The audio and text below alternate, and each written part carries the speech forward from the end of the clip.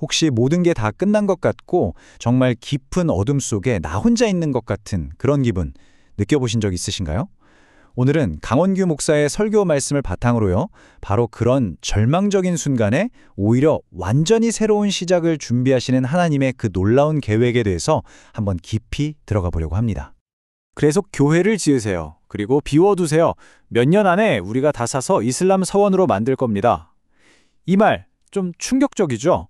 이슬람의 한 지도자가 했다고 알려진 말인데 이게 오늘날 우리가 마주한 영적인 위기를 정말 날카롭게 보여주는 것 같아요. 자, 바로 여기서부터 오늘 이야기를 한번 시작해보죠. 자, 첫 번째 파트, 바로 어둠의 시대입니다. 신앙이 점점 힘을 잃어가는 것처럼 보이는 지금 이 시대에 우리는 어떤 징후들을 보고 있을까요? 특히 한때 기독교 문명의 중심이었던 유럽의 현실을 보면 정말 많은 생각을 하게 됩니다. 이게 그냥 하는 말이 아니고요. 구체적인 현실을 보면 더 와닿으실 거예요. 영국에서는요, 매년 350개나 되는 교회가 문을 닫는다고 합니다. 그리고 그 텅 빈 건물들은 술집이나 모스크로 바뀌고 있고요.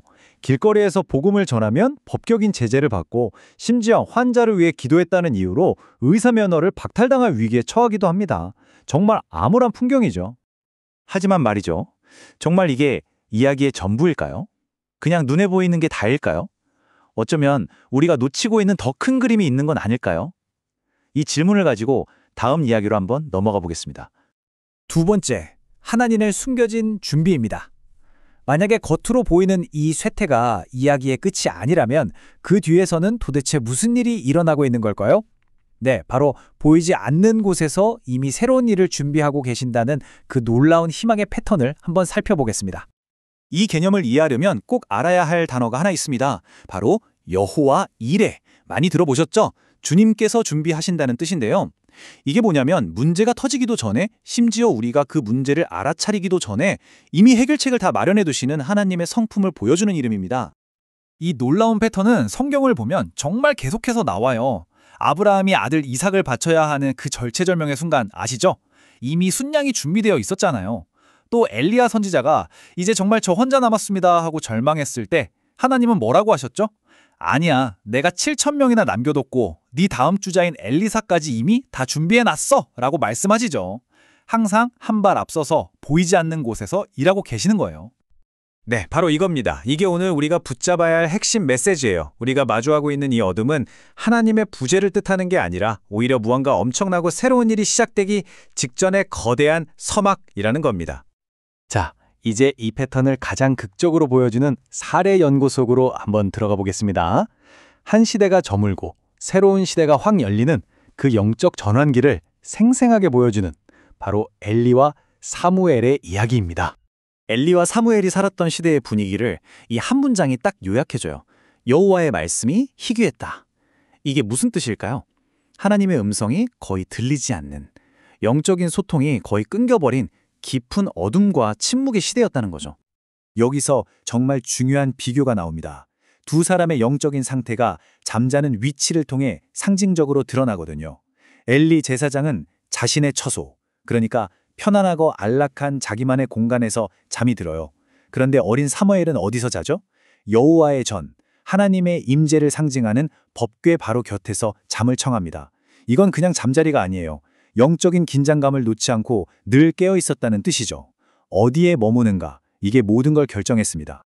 그리고 바로 그곳에서, 그 팽팽한 긴장감이 있는 그곳에서 역사의 전환점이 시작됩니다.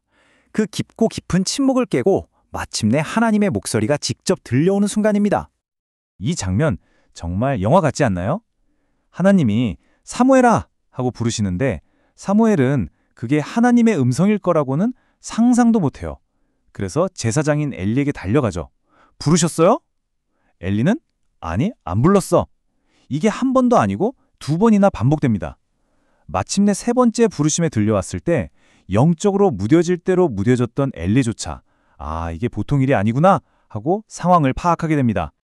그리고 바로 그 저물어가는 시대의 대표였던 엘리가 이제 막 떠오를 새로운 시대를 열어줄 가장 결정적인 조언을 사무엘에게 해줍니다.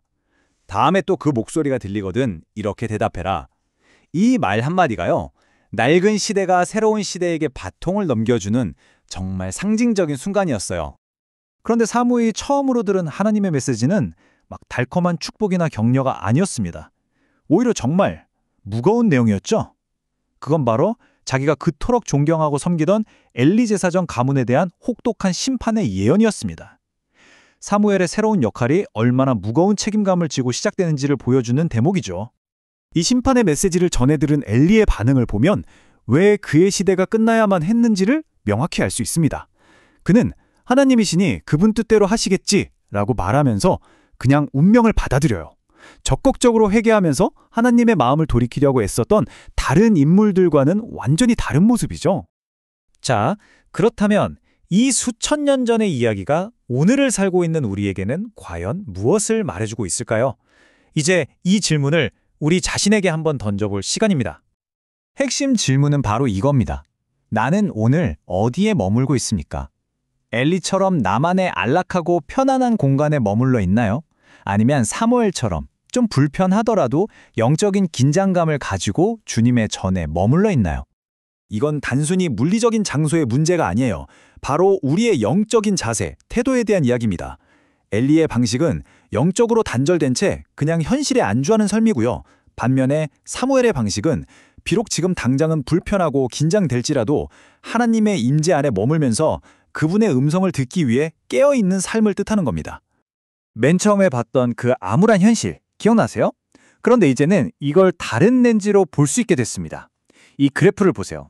눈에 보이는 세퇴 너머에는요, 이렇게 숨겨진 성장이 있습니다. 예를 들어 교회가 문을 닫는 바로 그 유럽에서는 오히려 새로운 청년 세대가 뜨겁게 신앙을 찾고 있고요. 복음이 완전히 막힌 것 같은 이란이나 사우디아라비아 같은 곳에서는 지역 교회가 폭발적으로 성장하고 있다고 합니다. 보이지 않는 곳에서 이미 새싹이 자라고 있었던 거죠. 바로 이 비유가 모든 걸 설명해 줍니다. 모든 게 다 잘려나가서 이제는 끝이라고 생각했던 그 죽은 구루터기에서 아무도 예상하지 못한 새싹이 돋아나는 것처럼 말이죠. 하나님의 새로운 일은 바로 그런 곳에서 시작됩니다. 이야기의 결말은 이렇습니다. 하나님의 전에 머물면서 그분의 음성에 귀 기울였던 소년 사무엘은 어떻게 됐을까요? 하나님이 그와 늘 함께 하셨고 그가 전하는 모든 메시지에 힘을 실어주셨습니다. 결국 그는 새로운 시대를 여는 강력한 하나님의 통로가 되었죠. 오늘의 이야기의 결론입니다. 이것 하나만은 꼭 기억하셨으면 좋겠습니다. 어두운 시대는요, 하나님이 안 계신 시간이 결코 아닙니다. 오히려 낡은 것들이 끝나고 하나님께서 완전히 새로운 일을 시작하시는 가장 역동적인 시간입니다. 마지막 질문은 이것입니다. 당신은 그 새로운 일에 참여할 준비가 되셨습니까?